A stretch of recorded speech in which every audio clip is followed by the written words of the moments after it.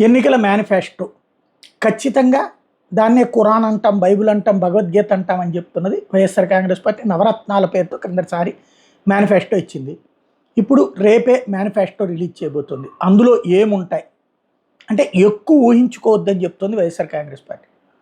క్రిందటిసారివి కొనసాగింపు, వాటిట్లో ఏమన్నా మార్పు చేర్పులు తప్పించి ఎక్కువ అంటే ఒక టెంపో క్రియేట్ చేయాలి. క్రిందటిసారి నవరత్నాలు టెంపో క్రియేట్ చేశారు, అలా ఇస్తాం ఇలా ఇస్తామని. ఇప్పుడు అలాంటి టెంపో క్రియేట్ చేయట్లేదు. ఇప్పుడు ఇచ్చిన వాటిని ఇది ఎక్స్ట్రీమ్ లెవెల్, ఇంతకంటే ఎక్కువ ఇవ్వడం తెలుగుదేశం వల్ల కూడా కాదు. ఇప్పుడు వాళ్ళు చెప్తున్నదాన్ని నమ్మట్లేదు. ఇప్పుడు మనం ఎక్స్ట్రీమ్గా ఇస్తామంటే జనం ఎట్లా నమ్ముతారు అన్నటువంటి జగన్ మేనిఫెస్టో కమిటీకి చెప్పింది. కాబట్టి మేనిఫెస్టో కమిటీ దాంట్లో కొన్ని కుదింపులు, కొన్ని లెక్కలు చేసుకోవాల్సినటువంటి పరిస్థితి వచ్చింది.